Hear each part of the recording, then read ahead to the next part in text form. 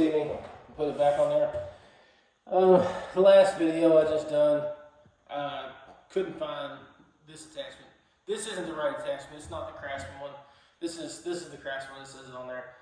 This is just one that I had in a box. It's not exact. It's not as good as the one that came with it, I don't think. Just because the other one's the exact size. So, but it will get by. You know, we'll be able to do what I want to do with it. So I line this back up, put it back on so I can see where this goes. I'm going to kind of try to go in there as straight as possible.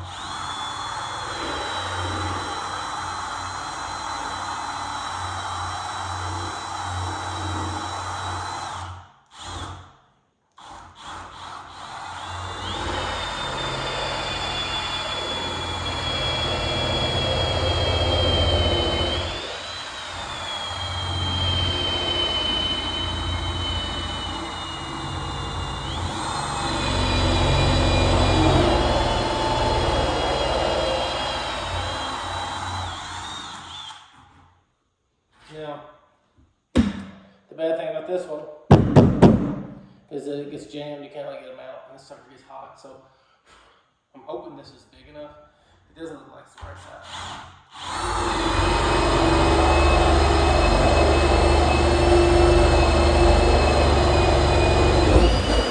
It barely made it through, but it did, and it looked like it really looks like that this is really tough material. It's not. I've never seen one yet that I was like, ooh, that door's made of something. They're not made of much. But if this will go through there, oh, it does. We're going to be good. We're going to be in money today. All right. So I'm going to show you something. You want to, whatever. No big deal. That line's up centered. I'm just going to say it does. All right. So what I do now is I like to just take a pencil and I like to go ahead and run the outline on it where I want it. Okay, we're going to get as close as we can. No big deal. And I'm going to chisel that out. I know that sounds a little old school, but I've got the tool that does it, router bit, all that stuff. It's not, I honestly don't think it's as good as this chisel. This chisel is exact size, exact width. You know, it doesn't take very many licks with the chisel to do what I want to do, and I'm just going, you know, if we was measuring, it's probably like just a couple mils thick, you know, it's not very, and I'm not from the UK or nothing, it's just, I couldn't tell you in fractions how thin that is, you know, maybe I guess if you go with a gauge, it'd be like 26 gauge or something, but you just take it, and you want to just get that started. You're not going crazy with it. I keep using that word, but that's just how I talk.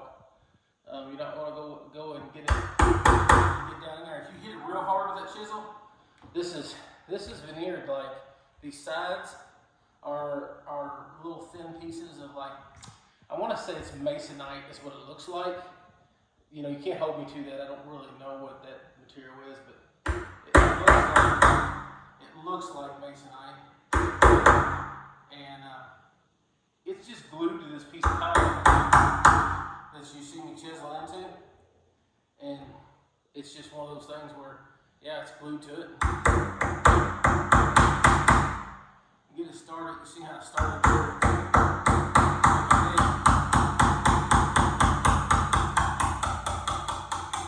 And then you just want to peel it off there. It's that easy. Like I said, you're not trying to go real super deep with it, but you are trying to make sure that you have it deep enough.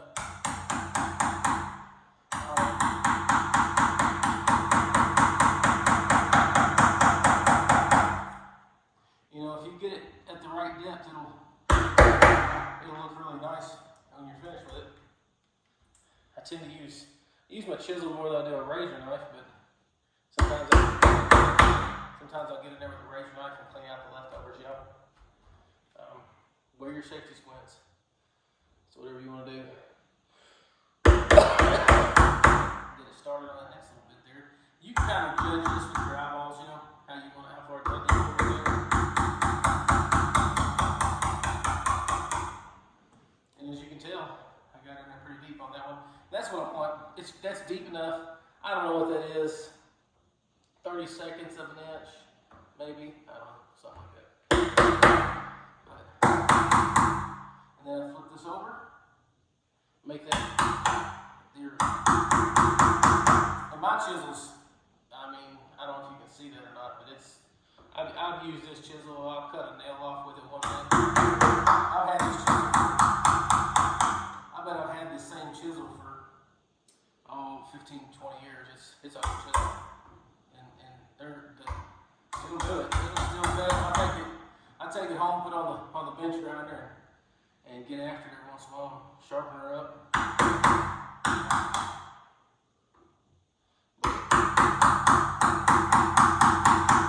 It may sound like I'm really hammering on it, but I'm barely even taking it.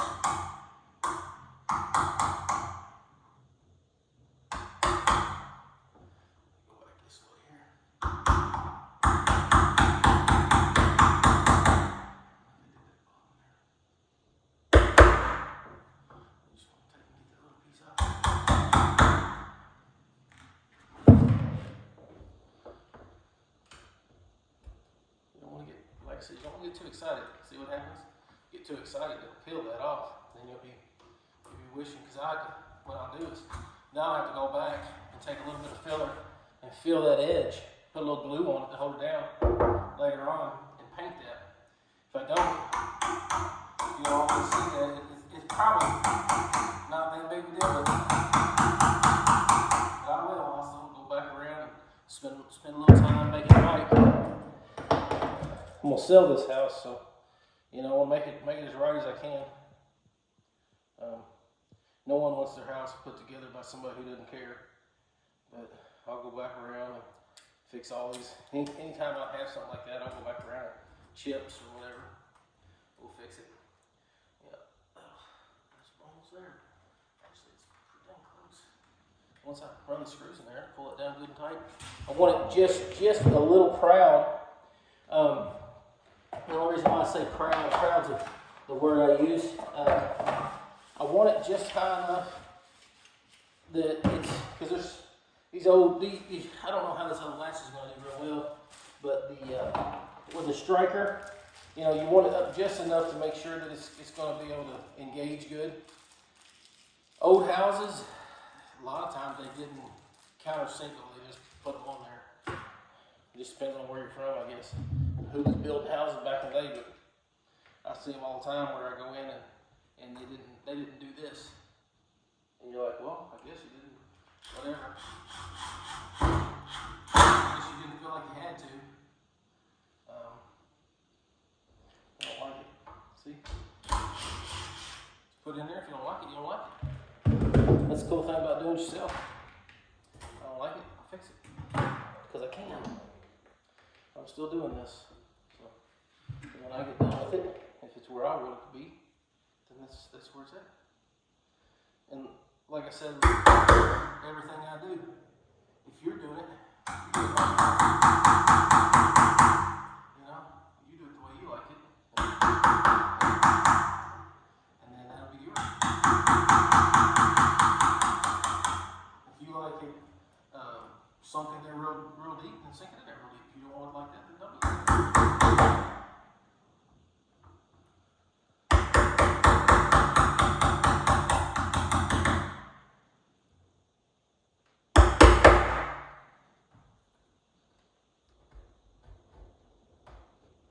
That looks better. I like to look at that a little bit better. It looks like it's over here and it's a little bit taken off. See how easy it comes off?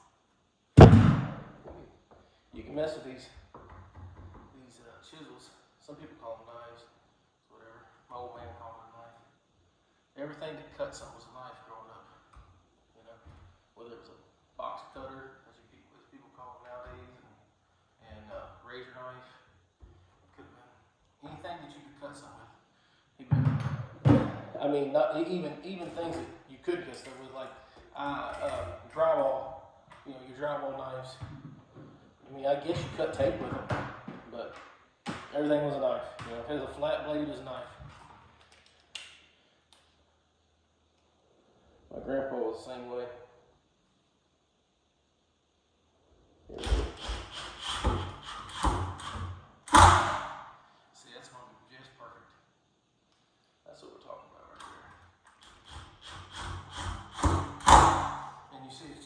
just a tad bit proud. It's not enough that you'll notice it when it's shut. Man, we nailed that. It's on the money. I don't think you can do better. Now the cool thing about this is your gauge or your jig here. I'm gonna call this jig. It has the ability to adjust for different depths. And so I went with this depth here, and this will slide back and forth for you. And then it'll make it to where whatever you want it. If you want it up here, if you want it up here, doesn't matter. Okay, so it'll work with whatever you got going on. And then your door handles, like I said before, they come from Amazon. So they come, the screws are right here in the door handle. Almost every door handle comes like this. They'll have it pre-done like this. And then you just take it, slip it on there, and they're long-winded screws. I like to put the screw heads where they're not seen. When I say that, on some things you can't, but like on this closet door, I will put this side to the outside because see you don't have no screw heads. And I put the screw of the other part on the inside in there. And then when you walk up to it, I know it doesn't matter. It's just like whenever the electricians spend the time putting all the they take and put all your screws lined up and down. Does it matter? No. You don't have to have it like that, but it looks good, you know. And that's what you want. So like I said, I like to put my screws. If it's somewhere it can be inconspicuous, you know, like back in here, that's where I put them. It's teach your own, you know. If you want to do it that way, do it that way. But these screws take forever. And don't use a tool at first, okay? Don't you know, make sure you take your time, put the screws in by hand as far as you can go. They're aggravating sometimes, but you want to get them screws in there as far as you can by hand before you use a screwdriver, because screwdriver will mess up the finish on your doorknobs. Like I said before, this is all just spray painted stuff, you know. This ain't powder coated. You think it's powder coated? I got some oceanfront property in Kentucky, I say, because this stuff is all just painted, and it only lasts for so long. Underneath this is probably it's probably just brass looking, you know, because that's what I can see from the backside. But it'll last for as long as you want it to, you know how much you use it. But it will scratch very easy. It's very, very easy to scratch. But you see how you get them in there. They take forever. And you want to get them down as far as you can before you put them. Especially, don't use a drill on these. I do when I'm in a hurry, and if I don't care, you know, or if I'm doing like the ones that are silver or whatever, not silver, but like brushed nickel color, I'll use a drill on those. And they'll, you know, I'll tend to maybe put a little scuff on them, and it's just a Phillips screwdriver. Mine's painted. My Phillips screwdriver's painted with either primer or silver paint or something. Who knows? Oh, it's cabinet paint.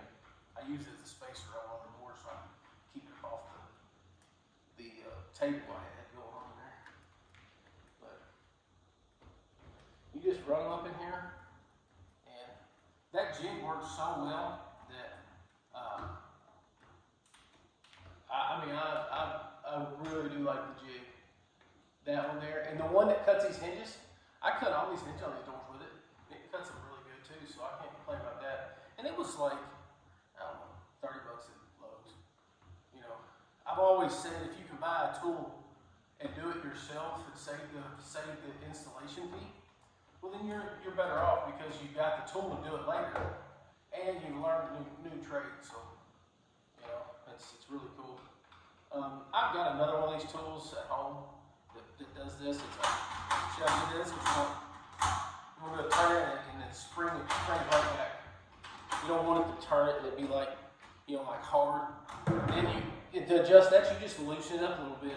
It'll fix it. So, all right, I got that done. And then I really, really like these things. I'm not going to put them in this house because I'm not going to sit here and chisel all of them out. When I did my own house, and you can do it too, nobody puts these in. Nobody puts them in. I've walked into really, really expensive houses.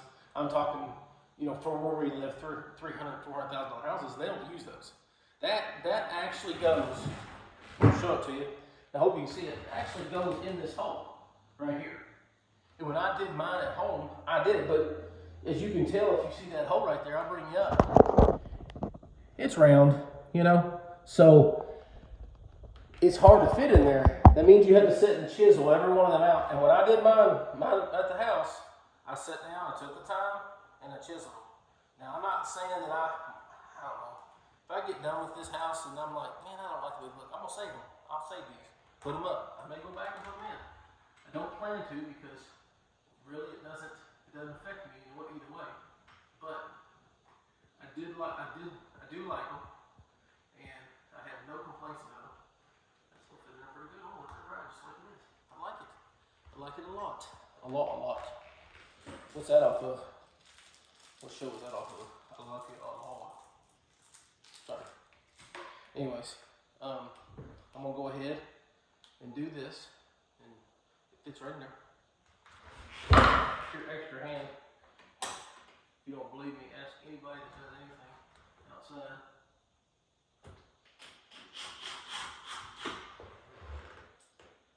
This should just work.